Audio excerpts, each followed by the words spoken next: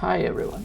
In this video, I am going to be talking about my favorite loadout in Witchfire as of the latest GGU, the Ghost Galleon update.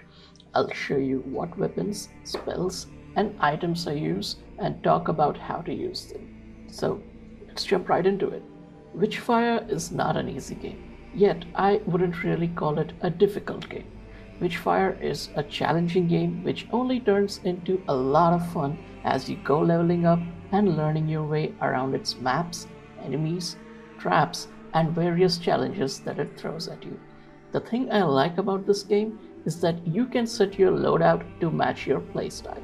You can choose to be aggressive, just rush in, move around while killing your enemies like the Doom guy, or you can hang back and keep dealing damage from a safe distance. I prefer the latter. I tend to make a lot of mistakes, and if you've already been playing it, you know that the game swiftly punishes you for making them.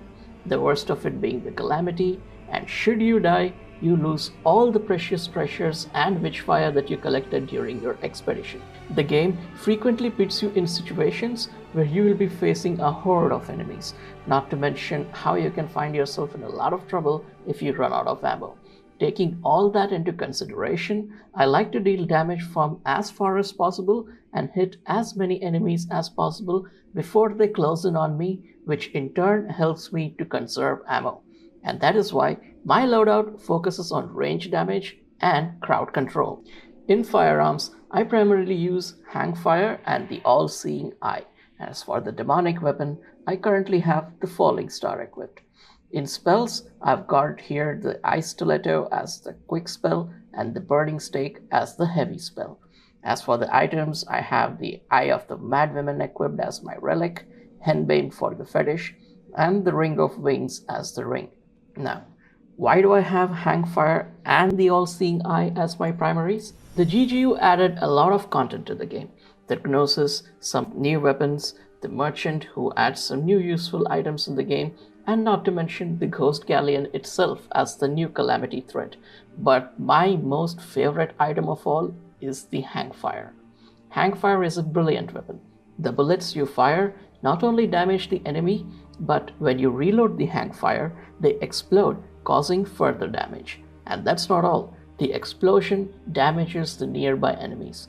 So, even if you miss your shot, the bullets lodged into the environment will also explode and will deal damage to enemies nearby it. Remember how I said my loadout focuses on dealing damage from as far as possible? Because the Hangfire ammo explodes when you reload, this trait also gives it excellent range. Let me show you how. Do not worry about the low damage numbers or the fact that it's getting blocked. Just make sure that you land every bullet on your enemy, and when you're done, just reload and voila, long range damage. You will be spending about 2 clips worth of ammo, that is like 12 rounds for this gun, but you will be avoiding getting close to your enemies or use precious long range ammo.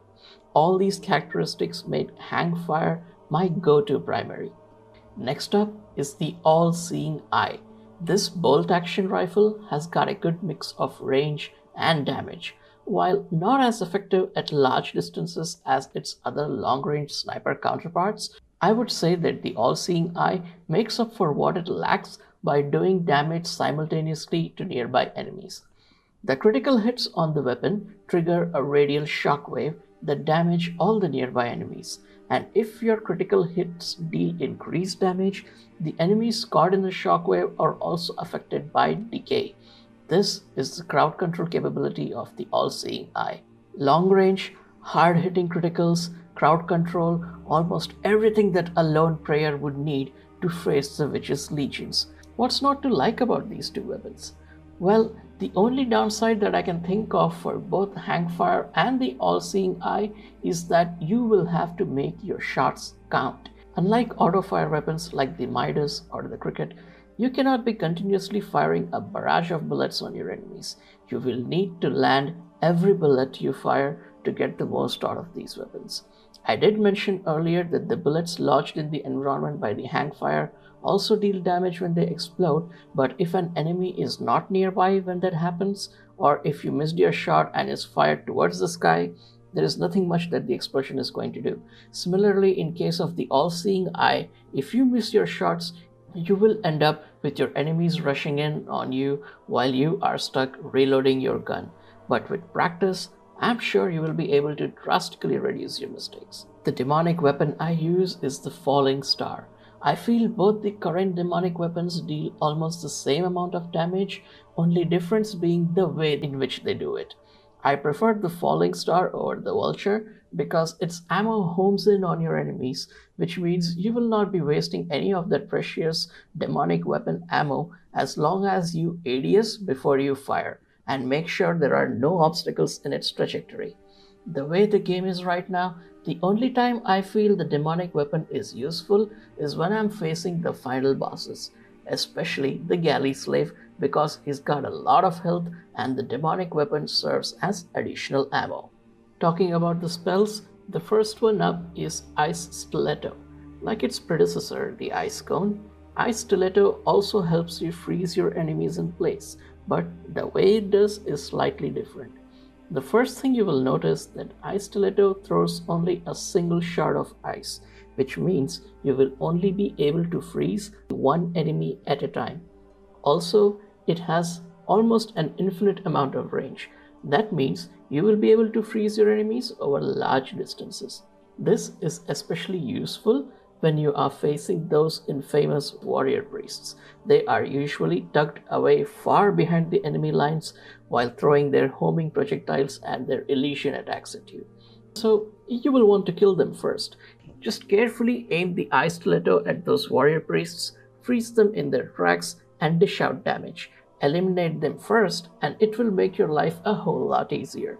Ice Stiletto also comes in very handy with the devotees, grenadiers, and other heavy enemies. For the heavy spell, I use the Burning Stake. To begin with, Burning Stake doesn't seem to do much damage, but if you pay attention to the description, you will understand how to use it. Casting the Burning spell ignites your enemies. This is only the first step. Killing those enemies will charge the stake, and when fully charged, it will release an explosion. As you would have understood by now, just casting it and making your enemies burn is not the end of it. You will have to kill those burning enemies, and when you do, it releases an explosion that deals damage to all the enemies caught in the blast. At third Mysterium, the blast radius and the damage it does is significantly huge. It also charges very quickly, which means you can place multiple burning stakes at the same time and they will all charge and release a blast as you keep killing the burning enemies. This is crowd control at its best. Coming to the items now, the relic I use is the Eye of the Madwoman. I primarily use this because it helps me conserve a lot of ammo. Let me show you how. The Eye of the Madwoman will cast a lightning on enemies that are hanging on to the final bits of their health, thus mercifully putting them out of their misery. That means to kill most of the enemies, you do not have to expend all the required amount of ammo. You just need to bring them to their last bit of health and the lightning strike will do the rest. I know you are still expending ammo to damage your enemies, but if you take into account the number of times the lightning finishes off your enemies for you per expedition, it all cumulates to a lot of ammo saved. Talking about the fetish I use, it's the Henbane. As you can read from the description, the Henbane will significantly increase the potency of the healing elixirs. Before the GGU, Henbanes used to be OP.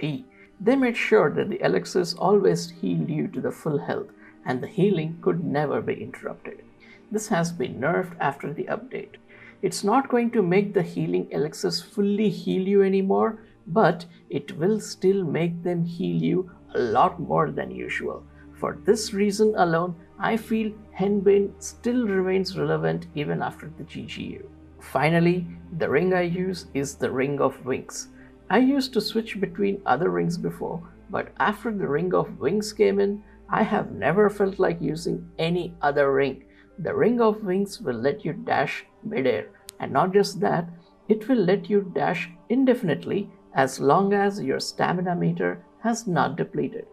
Also, having the Ring of Wings equipped gives you a lot more control over movement while you are mid-air. So you can almost fly around the map like Superman, or like a witch on her broomstick. And that brings us to the end of the video. This is my go-to loadout in Witchfire. I also call it the holistic loadout because it lets you cover all the elemental damage available in the game. The Hangfire and the Burning Stake apply fire damage. The All-Seeing Eye applies decay. The Eye Stiletto does ice or freeze damage. And the Eye of the Madwoman applies lightning damage. That means you are pretty much okay with whatever elements the spell Arcana favors. So yeah, that's about it. Do try this loadout for yourself and let me know how it works out for you in the comments. Or you can also tell me about your favorite loadout and I would love to try it out too. Meanwhile, hit that like and subscribe button and let me know what you want me to cover in my next video. That's it from me now. You have a nice day and I'll be seeing you in the next video. Bye bye.